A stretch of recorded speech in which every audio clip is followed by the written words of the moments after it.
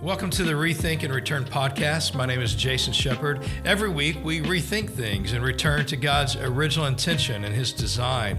We generally do 2 recordings a week. One, we revisit a passage of Scripture that thousands of people are studying together in a Sunday gathering or in a house church, and we're just going to dig more deeply into these things that we didn't get to talk about enough or want to talk about more that we're wrestling with. And then we do another recording where we're just working out leadership things, being a pastor and ministry or leading stuff, and wrestling with tensions of how we live like that in our world today. So we'd love for you to like this, subscribe to it, share it with other people. Enjoy the podcast. We'll see you soon. Hey, thanks for joining us for this Rethink and Return podcast. We do a couple podcasts every week, at least when we're not taking a break. And we usually revisit the sermon that we did on a Sunday. And then we'll have a leadership conversation. This is a leadership conversation that is taken part from the sermon we just did this past Sunday, which is really talking about why I planted a church and then what the toll it takes. And I think it's a good conversation, Dave, to have for, some pastors who are like, all right, let's just be real honest about why, all the things that happen before you plant a church, the cultivating of your calling, and then the toll it takes on your soul. That's so right. We're just going to jump into all that Absolutely. for this leadership podcast, yeah? Sounds great. Thanks for joining me as always. Always dude. good to be back. Yeah, it is. Miss this rhythm. I do too. We've had a while. had a break for July, and here we are, August something. And by the way, do not be deceived. It is burning up outside, but in this office, it's either hot or cold. It's like the Church of Laodicea. I wish that you were hot or cold, but you're lukewarm. This office, I wish was lukewarm. There's no lukewarm here. It's either burning up or freezing. I have on 3 layers just to survive this. Yeah, well, I eat red meat, and I'm not like you. I don't get cold that easy, but I am shivering. That's why I threw on. Brooke calls this my Mr. Rogers sweater. I don't know why. I'm not sure But why. I like it. It's way cooler than Mr. Rogers. I think so. Yeah. It's a South African airport buy, by the way. Well, there you go. Years ago. You can't All just right. find that anywhere. Like 20 years ago, man. Yeah. Buy good stuff and it lasts, Dave. That's right. All right, here we go. We are way off track. Where are we going here? So yesterday I really talked about first, when I come back from a break, I like to just be real honest with the church that, Right. I'm teaching a lot in. And I'm like, hey, look, this is why I take a rest. And I feel like I always got to qualify it because I even write, hey, I know that everyone else works hard. I don't think I work harder than everybody else. But I like to say everyone has pain in their circles. I have a lot of circles. Right. And so, and the pain that I've actually started dealing with here as we have more pastors doing more pastoring is I'm dealing with like more elevated pain. More people, more pastors doing the other stuff. The pain that I deal with is like, yeah, I don't know that I was built for the amount of it. You know what I'm saying? Right. I mean, there's a lot of unforeseen things in planning a church, building a church, and leading a church. Like we've lived through a lot of seasons of ministry together. That's right. And I know early on, like you were just full out, nonstop, but somewhere along the way, you had to build some rhythms into your life in order to sustain the pace. Yeah. You couldn't just do it without any kind of break. So you built this rhythm of rest into your life, and talk about what that looks like and what goes on in that season for you. Well, you're right. I mean, first year I preached 50 out of 52 Sundays. And I mean, I didn't have good rhythms, but also I think it took that. I mean, you listen to any entrepreneur podcast or leadership podcast I hear, people who start something, I mean, the early day energy is very different than later, which, by the way, parenthetically, you and I have talked about it, but I'll insert it here. I see guys that are starting something now, and in their very early years, they're getting into the rhythms that I'm in now. Right. Or they learn about good, healthy rhythms from other people. But I'm like, you're using, your 6, 7, 8, 10, 15 rhythms for you're in your 1, 2, or 3. 1, 2, or 3, yeah. And I'm like, you're not going to get to your 5, 10, 15. That's right. If you're using, our rhythms now. I didn't use these rhythms early on. Now, I wish I would have done a little bit better, but there's no way I could use then the rhythms that I use now. Well, as a leader, when you're planning a church, it literally is all on you. There was that season at Timberlock where it was on you. You were putting chairs together and setting them up and preaching and leading and training up house church pastors. And I think that's right. Every new church planter has to have drive and endurance and perseverance and tenacity. That's right. And I hear what you're saying, because a lot of guys are into 1 year and they're taking a month off. I get and being like, man, tired. you haven't of earned that, that. But I'm like, if you're, good luck. I mean, Right. I think there is your tenacity. And as much as we've distributed leadership and tried to share it, even from early on, there's just not enough available time to share enough with in the early days. And Right. so you're going to have to take, I had at least 3 roles that I was working, and I had some people who, were trying to help me with some stuff, but there weren't enough people to do all the roles and all the things. And we're a pretty simple place, but it was still a lot. And so, I got to a place though where we were years in. I did pass that up. I didn't start getting rhythms early enough. And so I don't know, maybe year 7, 8, 9, I don't know, or I told our elders, I'm like, I don't have the same, I don't know if I can keep doing it. And they're like, you're exhausted. And I did. I'd gotten us into another building. Right. We had grown a whole lot, staffing and all, and leadership and deploying house church pastors. And we didn't have a lot of executive leadership muscle at that time. It was pastoral down here, but I didn't have anybody able to lead up here with me. And so I was exhausted, and they're like, you need a rest. And so that was the first time I ever took 4 weeks in a row off in my life. And I hated it, man. Right. I remember there's a learning curve to this, right? Because you don't just take time off and do nothing. There's a whole nother rhythm, and there's an art to resting effectively and productively. Well, the goal of rest is to return healthy. And so, so now I have rhythms in my life, right? Daily, weekly, monthly, and annually. But all those things keep me healthy. If you don't rest right, like for me, resting isn't doing nothing. Actually, resting isn't not working. Because I still work when I'm away. I'm writing things. I'm thinking about things differently. I'm just creating space. I'm removing stuff that is really heavy and hurtful here. So I remove it for a moment. And so I like to say I have like 2 pure weeks of rest. So like a 2-week vacation, I probably have 2 pure weeks of rest. And then the other 2 weeks are really not diluted in a negative way, but they're infused with intentional writing, reworking, rethinking. The words in my office that I've had: rethink, reduce, refine. That's right. I've reduced my calendar. I've reduced things in our budget. I've reduced things in the church calendar. A lot of those things happen in July. So, I've had to learn how to rest so that I could return in a more healthy way. Because if you just step away from it and you don't fill it up with the right things, you're gonna just be angry. I ran into a pastor in California years ago. He's very well known, very large church. His father is very well known, more than him. And I ran into this guy in a thing in California that we were invited to, pretty cool.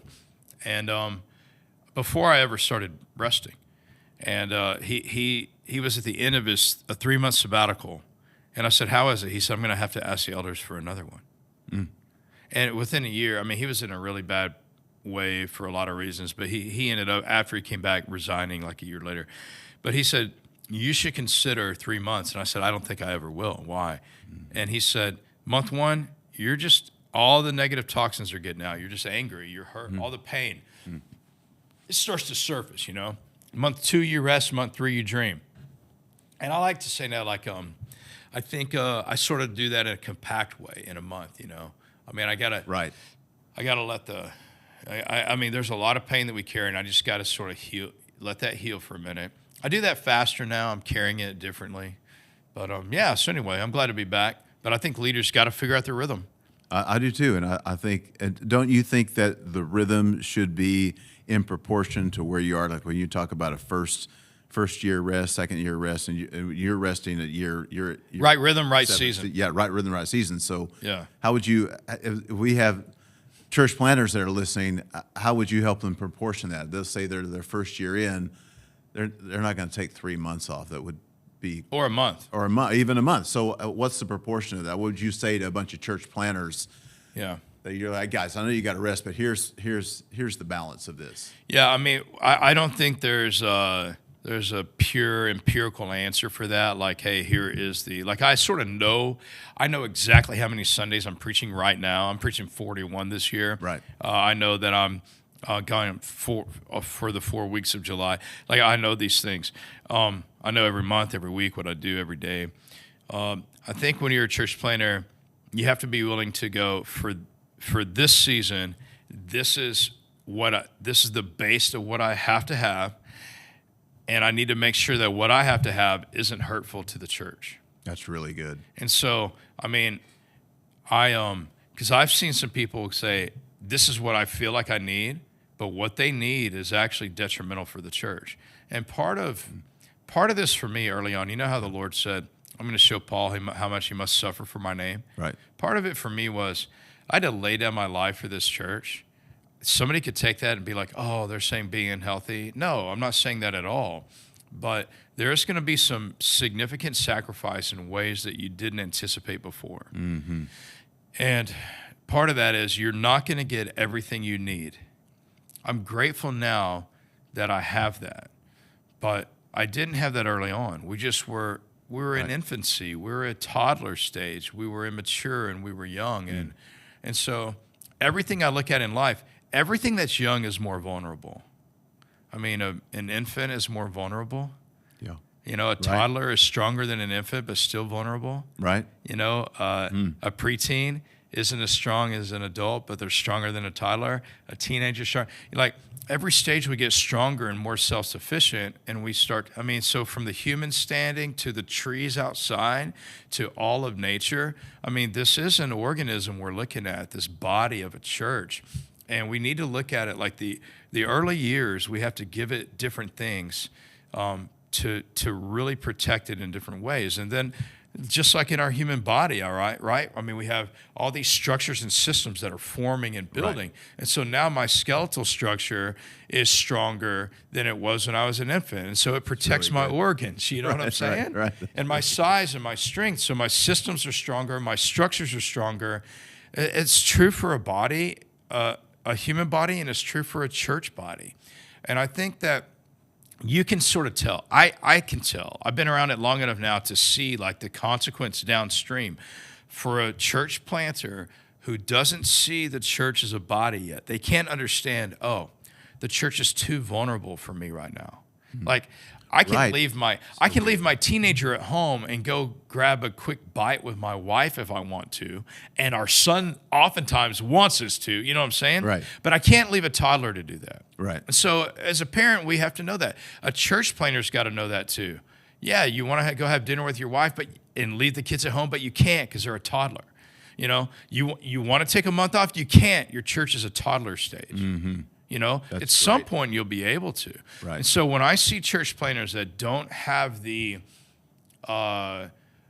wisdom or the discernment to know church can't handle me doing that yet, I get really worried for that church early on. Right. Because now I know this guy either doesn't care about the church, he puts himself first, or he's not discerning enough to know what the church needs now. What can the church handle? I mean, I see church planners now trying to model practices that I model. Their church is an infant or a toddler, right? And we're a teenager. I mean, literally, we're 15 years old. That's right. But I mean, in our development, you know, we're a young adult by most church standards. I mean, we're self-sufficient in every way, and so. When I see a guy not having the discernment to know I shouldn't leave this alone, I'm really worried for the future of the church and the future of that pastor. I think that's incredible wisdom, and I know we got a lot of leaders that listen to this podcast that I think it helps put all of their choices in check. You know, one of the things I've heard you say year after year is that part of your resting includes wrestling. And so what are those? What are the things are there things that you wrestle with year after year, or are they new every year? Well, I don't wonder what the primary calling of our church is. So I'm not wrestling so much with new things. I'm wrestling with how effectively we're going after or accomplishing those things. Okay. I mean, I really wrestle with things that are slowing us down or getting in the way or distracting us. And as you grow, I mean, it's easy. You buy a house, the closets are empty and clean, and you can fill those things up. So, I mean, for me, it is constantly reduce and refine. I mean, I'm thinking about that from staff. I'm thinking about that from budget. I'm thinking about that from calendar, meaning what we ask people to do with their time. Right. I'm thinking about that from our communications. What are we telling people about? Like when I come back this week, I'm now meeting, I was back last week some, but I'm now meeting with people and going, here's a readjustment here that we're going to take because we've filled this up. So I'm really thinking through our overall approach and then every domain and going, what can we pull away? What can we delete that's going to make us more agile? So that's my wrestling. No, I think it's important because I think a lot of guys have a tendency to think, well, I'm just off, and they disengage mentally. And yet when you're off, you're still thinking about this place, and you're still, you're always 5 or 10 years ahead of everybody at the church because you've maximized your rest time, but not just doing nothingness. Yeah. You kept your mind engaged. I would think that there's some aspect to this that, do you sense that your calling, you clarify your own calling? Like yesterday you talked about the different ways that you're called, the different arenas in which you're called as a Jesus follower and a pastor and so on and so forth. You want to talk about like you get clarity on those during rest time, or are those things you just always know? Yeah, I mean, that's a good question. I gain more clarity on how I approach my calling in this season. Nice. Yeah. And so, like, I know this season, this coming year, this is really what I need to rethink my calendar, which I've already done. Like, while I was away, in July, I readjusted my entire calendar. And I already had in the shared notes with Jennifer, who helps me on this. Yeah. Our elders are aware, some of our leadership team are aware. These are the things that I'm changing this year because I have to be more specific in this application of my calling this year. So it's going to mean a little less of this and a little more of this. I mean, it's all turning levers. It's the same amount of time, which is the beauty of the Lord. I mean, I love his calling to us to steward our time. He doesn't give us more time. We have to figure out how to steward use his time. Things within the same amount of time. Right. Like the problem is if I'm looking to get more time, well, I don't understand stewardship really. I mean, I'm not going to get more time. I have maximized my time. Just like any building we've ever been in, we are using every inch of that building. Right. And sometimes for multiple uses. Right. Like with time, it's hard to use the same thing, the same aspect of time for multiple things. Right. So we really have to be really wise about how we spend our time. And so I'm not going to add more time, meaning I'm not going to not have a day off in the week because it won't be healthy, or I'm not. So I don't have more time. I've maxed my time. So now I got to know within that time, I'm really wrestling with, am I using my time best? And then is our team, that essentially others with me, but at the end of the day, I've had to go, this is the team that I think, and these are the people, and these are the roles that I think will best help us fulfill our mission and calling as a church. Of course, I don't make those decisions alone, but I have a lot of responsibility in that. And so I'm thinking about our team. I'm thinking about, we have thousands of people coming here, and we're asking them to do something. Right. And that's in time. And so are we using their time best? So, I mean, I'm rethinking everything. If I don't use July to do that, it's not going to happen. Right, because you can't do it in the middle of it. You can't wait till you get in the storm to manage the storm. That's right. Well said. That's right. And so we want to prepare for the storm. I mean, it's not a tornado. I have an axiom here. It's not the sharks, it's the piranhas. Right. It's not the sharks. Rarely are we going to get eaten by a shark, the big thing that's going to come destroy us. It's just the little things, and a lot of the little things. And so, for me, like when I step back into, Brooke today, I told her, I'm like, I am feeling like when I come back, I'm coming back eyes wide open, and I know this is like, I turn the faucet on, turn my phone back on, I turn my calendar back on, turn my meetings back on, and it is fast. Yeah. And it is full, man. Right. And like I'm feeling it. Like it's hard for me to step back into it because I know, oh no. I mean, this week I'm going to get hit with significant people I love and diagnosis, disease, divorce, death, struggles that they're having in there. I'm having that from significant people I love, staffing stuff I got to step back into and go, got to deal with that. Like all these things, you know. And so like I'm feeling it. If I had to rethink church right now, rethink stewardship of all these things right now, it wouldn't happen. Right. I think the other thing, though, is it's a misnomer to think rest means I'm not thinking. Right. And I think that's the assumption a lot of people have about rest. Yeah, I mean, you just disengage and just cut it off. We need moments like that. Yeah. But I'm not built for it. Most of the really great leaders I know aren't built to spend a significant amount of time not thinking about anything. Yeah. But I had some time where I'm not thinking about anything. I'm having fun, I'm laughing, I'm resting, I'm reading some stuff, whatever. But I'm also, some of that time, I just now created space to rethink. Yeah. I'll add this in, though. If somebody thinks that at every rest they're going to rethink the way they do everything, like I think that's really unwise. Like I don't come back and change our values, our structure, our systems. Right. I mean, we make little tweaks here, turn dials here, but I've said this in other times. I'll say it again here. Every reapproach is an admission of ignorance. Like if somebody comes back and says, hey, I've been wrong, I've missed this, we've got to go a whole new direction. Well, that's an admission of ignorance. And there's some humility in that, and people will take that for a while, but if you do that every year, hey, we're renaming this, we're redoing this, we're reapproaching this, we're not doing it this. Like there are people who need to, for sure, that are listening who are like, I need to redo the way we do community. Right. I need to redo the way we do caring for people. We centralize pastoring. We centralize discipleship. Right. We're super centralized. We need to redo that. Yeah, you need to say, hey, I've learned some things. I've grown, and we can't keep doing this.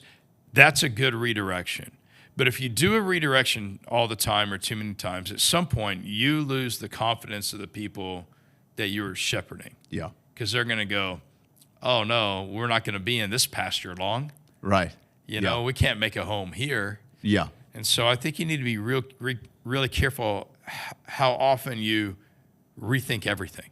Does that make sense? Yeah, because what I hear you saying is that when you do that, it gives the people you're leading whiplash because you're like, we're over here, and now all of a sudden we're over here, and you keep. I've known a lot of churches that's exactly what they turn everything upside down every year, and so people have no equilibrium. That's right. They can't be led. Everything's off center. I was at a church. I worked at a church. They had a new 5-year vision every 2 years. Yeah, that's right. We bring a consultant, spending a lot of money, and I was bored from all that anyway. But I'm like, we got to do vision statements and mission statements. Right. We got this is our 5-year vision, and every 2 years we'd have a new one. Right, and change the names of everything. Cool. I'm like, I think the other thing, when we're talking about. There are some things that have to stay in place that you don't change, like what you're talking about. But I see what you're doing. You are really stewarding the momentum. You're not trying to change everything. You're stewarding the momentum of it, which means that you have to have a real clarity about your job. I think there's a lot of spent a lot of years on the road, and I met a lot of guys who were church planners and pastors that were just basically frustrated speakers. Yeah. They just wanted a platform to speak. They didn't care about all this other stuff that we're talking about. I just want to speak, have people listen to Totally. me. But, you talked about this a little yesterday, being clear on your job description here. So you want to talk about a little bit about your... Well, yeah, you listed off some of these things. Like, this is what I'm here to do. You're not just here to be a speaker, right? Right. So talk about the nuances of how you see your job description here. Yeah.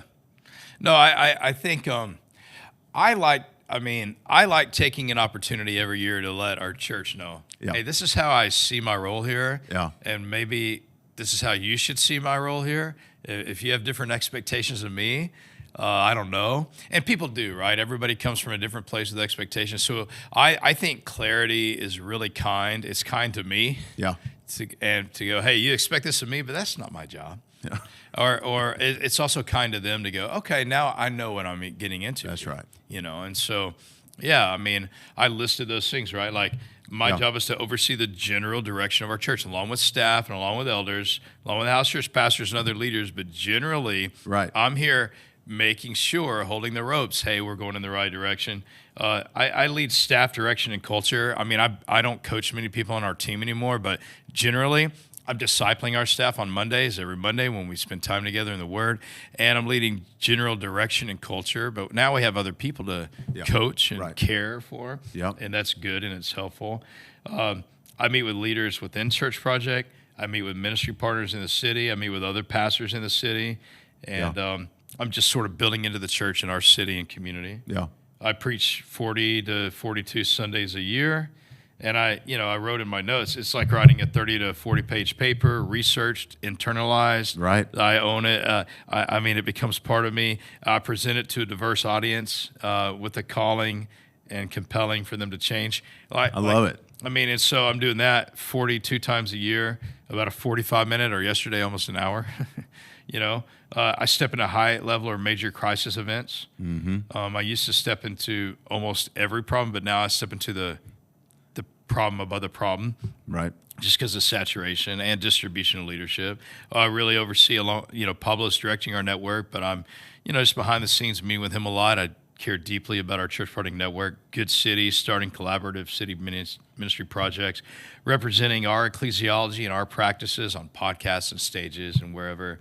And then I just have a little bit of time to scratch some business itch that I had and to help me do things that the church wouldn't have been able to allow me to do. I started doing investments well before Church Project was even, a twinkle in some mother's eye. I mean, it was just when I was right out of college, started investing in some things. And so, but that takes, literally maybe 0.5% of my time, right? If that. Wow. And so that's what I spend my time doing. And I like to tell people what I'm doing. I think people need to know, but once again, I think we have to unmask some of these assumptions that leaders just stay in their study and wait till Sunday comes along and then they step out and give a book report. When there's so much more to leading a church than what it appears to be, and all these things are things that no one's told you had to do these things. You just saw it and went after it. That's the other side of this whole idea. No one said, Jason, here's all these things you got to do. You're like, for the health of the church, these are the things I'm gonna. That's a great point. Steward my time with. Well, I mean, so when you start a church, there's no structure, no direction, no nothing. Yeah. It's really wild to go, okay, so you're actually creating time. Yeah. You're creating, this is what time will look like. You're creating, planning a church is a really mythical kind of thing. It's material, but it's also mythical, man. I mean, it's like I'm creating out of nothing. I'm going to create something and then expect other people to join in this creation. Yeah. There's some hubris in there if it's not a real humble calling. And now I have to keep recreating that. Like my role keeps changing, and so, there is a creating and a recreating. Like in Genesis, in the beginning God created, and then after that initial, in the beginning God created the heavens and the earth. Now the earth was formless and void. And then when it says He created, the word for creation just shifts a little bit, because the first word is He created something out of nothing.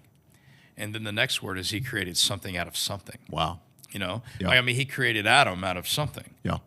But He created the dust out of something. Yeah. But He created whatever He created the dust out of nothing. The earth was formless and void. And so if you're planting a church, you're creating something out of nothing. And then you're going to continue recreating something out of something. Mm-hmm. And so I think, a lot of pastors aren't into doing that. And so they're just they're just cultivating the garden that somebody else created. Right. And that's not bad. Right. But I am a creator. Right. And so I'm having to constantly create and recreate. Right. I don't I like helping other people create something out of nothing, like go to a city and help you create plant a church. We want to help you do that. But I don't want to do that again. Right. Right. Please, no, God.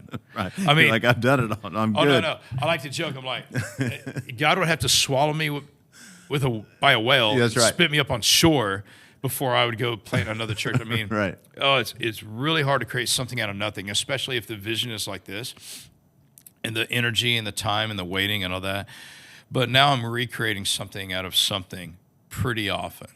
And and I think that's one of my unique roles here. I think some people are called to shepherd and cultivate something that somebody else created and or recreated. Right. But I think there's if you will, a lot of people would identify it as an apostolic calling, like creating environments where other people can flourish. Yeah. And so, and there need to be callings within that environment to help people flourish, like walk with them personally, which is why we have house church pastors Right. and other That's right. pastors on our team.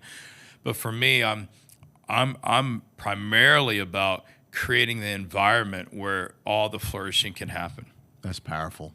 I love that leaders are getting to hear this today because, and these are things that came. Some of this is the fruit of the early days of working really hard. Like you don't get to carry an apostolic calling and help other churches if you hadn't done the work back in Timberlock, if you hadn't ground it out. Right. And so some of these things are the fruit. Like we always say, the reward for good work is more work. That's right? good. So the more you do it, the promotion is here's another arena for you to lead in. Yeah. So some of this is the fruit of what you did when nobody was looking, and God says, I can trust to put the mantle on him to help other churches. Yeah. And so this is. I love talks like this, like you did Sunday, because this is your wheelhouse, right? The church, like I want to be here, but you almost don't need me here for this podcast. Like I could literally just turn my microphone towards you and you could just talk about the church.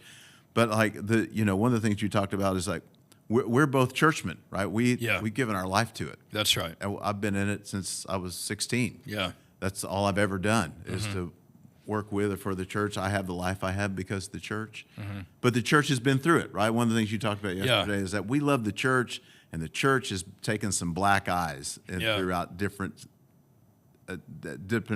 epochs of history. Yeah. And so, but it still remains like the definition of the church is still intact regardless of what has gone on. So talk a little bit about like what is, when you say, man, I love the church, but the church has been through it, and we have to come back and remember what a church is, how it's defined and what it is. And well, I love talking with you about the church because you do love the church and you've given your life to it. You've proven that you love the church. I mean, there are people who, there's a great businessman in our church who not long ago, weeks ago, he told me, he said, Jason, I talk to pastors a lot who say, oh, if I wasn't a pastor, I'd be a CEO. And this guy's a CEO of a large company. And he said, inside I just sort of go, there's no way you could be. But he said, Jason, I know that you would be a really successful CEO in the marketplace, but I'm glad you're not. Right. And then another guy in our church prayed for me. God, thank you that Jason didn't go into business or banking.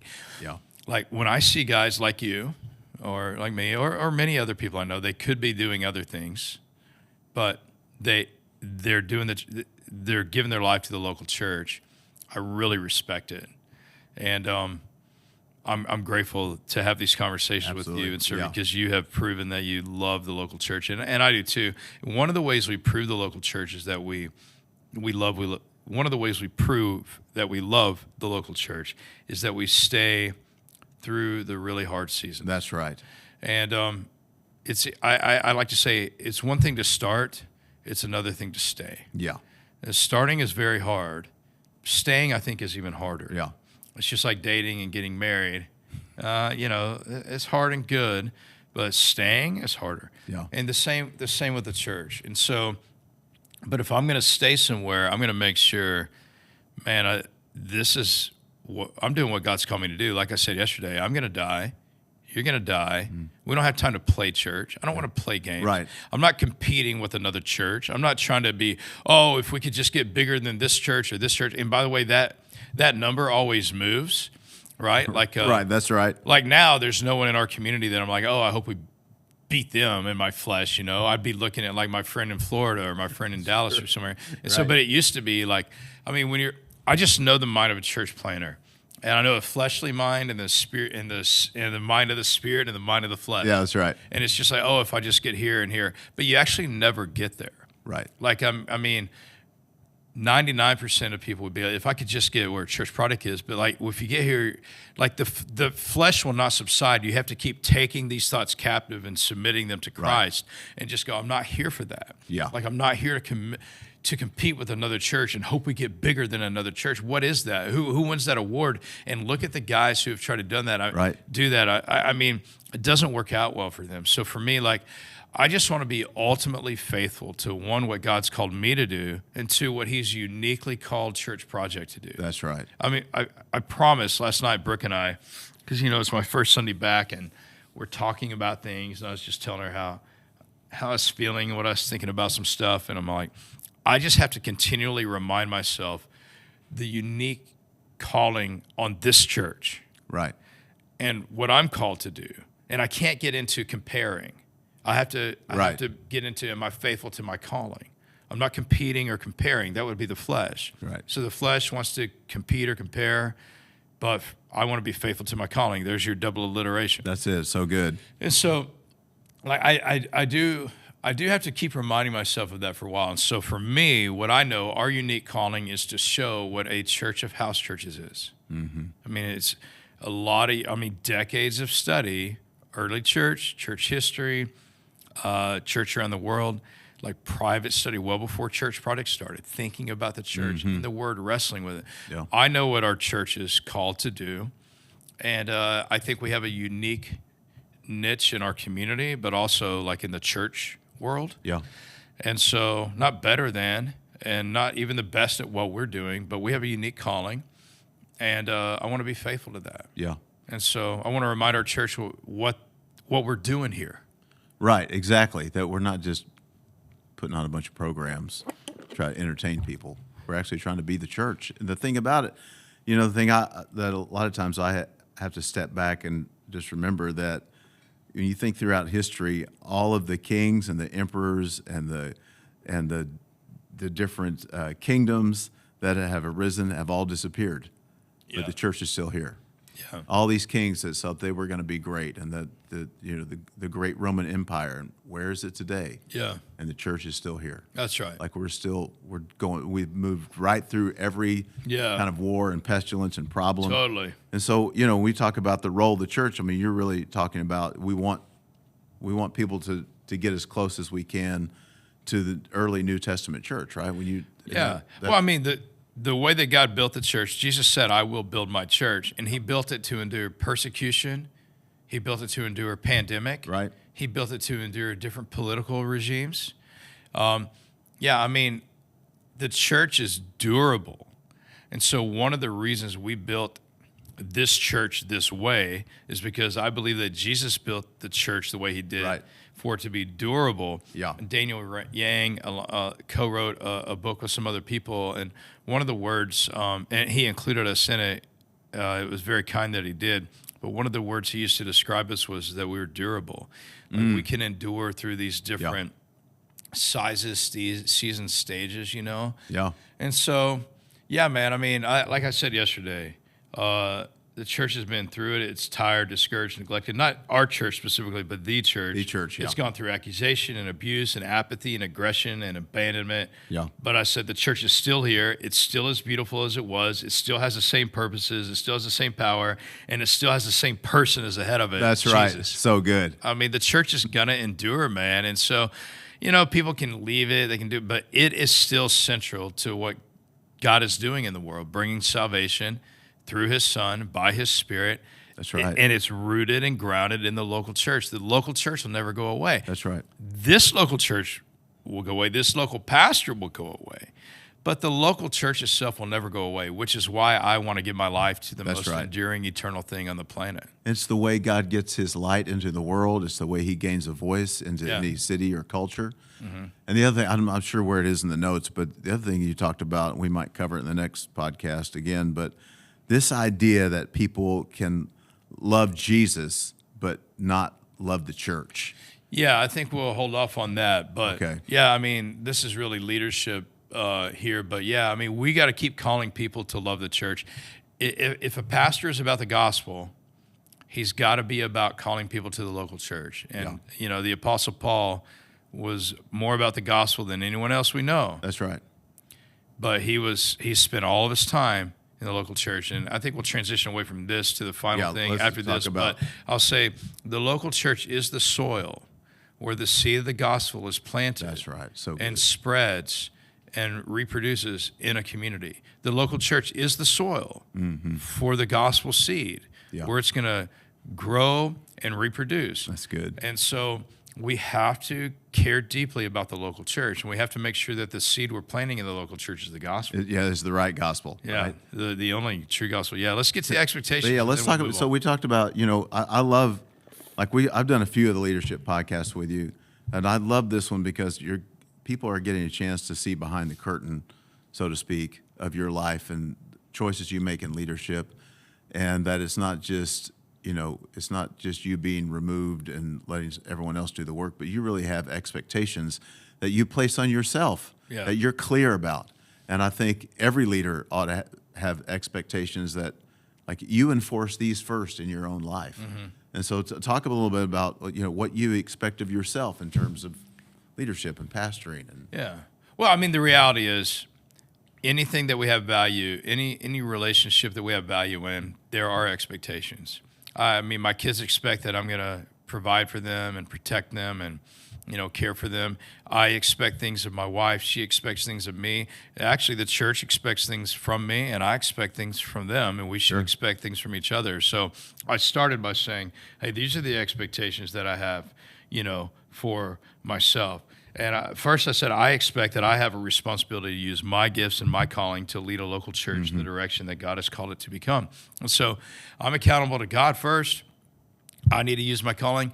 And I said somewhere, for my calling to be overcome, would have to overcome going all the way back to when I'm 14 or 15 years old, starting to sense that calling. And then all the things along the way that God has called me to do that no one here will ever see. You know what I'm talking about. That's right. And all the little stuff for years, over and over, and almost stopping and deciding to keep going and getting discouraged and carrying on and people hurting you, and you keep going and you make mistakes and you have to rely on God's grace and keep going. I mean, so many things over so many years. So for me to let go of my calling, like, I'm more convinced of it than ever because it's been cultivated for 35, 36 years now in a lot of unseen and seen ways. And so I expect that I have a responsibility to use my gifts and calling fully here to lead this local church in the direction God's called it to become. I expect that I have a deep accountability to God and to this church. That's right. To live the life that He's called me to live. I mean, a verse I read this morning, was it 2 Thessalonians maybe, where Paul was saying something like, there's something about being considered worthy. Well, I need to look it up here because now I sound like a fool.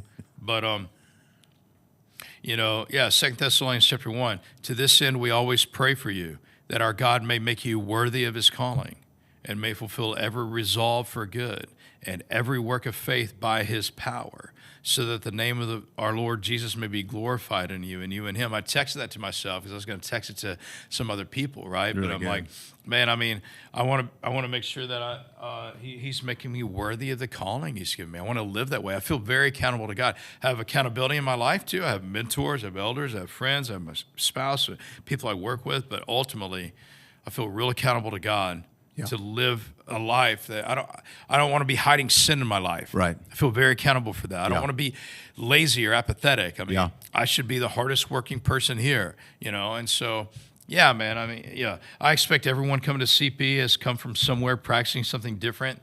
That's been a good expectation. That's given me more grace for people who aren't here yet, who don't get it yet.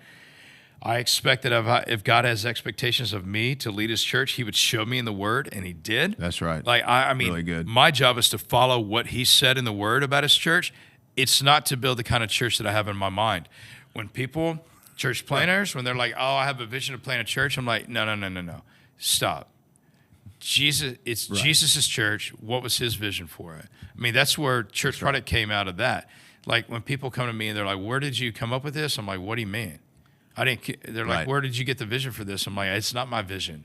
It's Jesus's church. He had the vision for it. This is how he told us to do it. I didn't see it before, but once I Right. saw it, I can't unsee it. Yeah. And I'm trying to help everybody see it. You know. It's radical. You went back and read the word, and that's where you discovered it. Well, I mean, look, when I know an engineer, they can look at plans and they see something different than I see it. I get that. We could both see the plans though, but they understand it differently. For a long time, I read the word and I loved the church and I loved the word, but I didn't see clearly the plans for the church. But once I saw it, I can't unsee it. Right. And it's my job to help anybody who wants to see it. And then when you see it, you can see it on every page in the Gospels. When That's right. You can look through, you can go to Ephesians or Galatians or Philippians, and you can see the structures of the church and the house church and how these letters got from Paul by way of a messenger to a house. Like it's all the way through It's all Scripture. there. It's there. It's all through Acts. It's all through the pastoral letters and Timothy and Yeah, Titus. that's right. It's distributed leadership. It's decentralized. It's diverse discipleship community.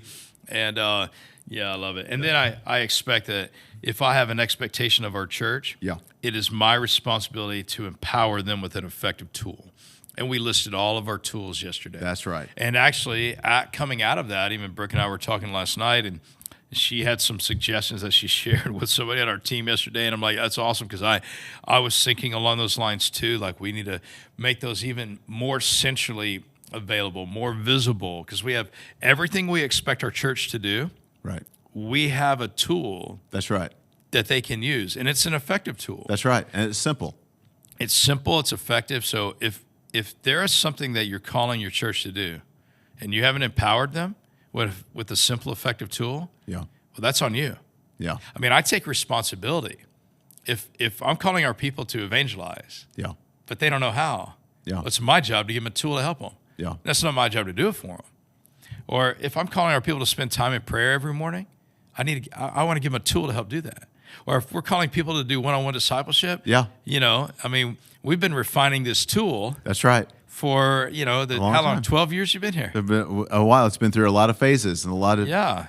And so you've kept writing it and doing it. And That's this right. last time together we did this and Yep. refined it. And, so because we want to give our people the best tool because we're calling them to disciple someone. That's right. And so I expect that it's my job. I have this expectation on me that the church should expect of me.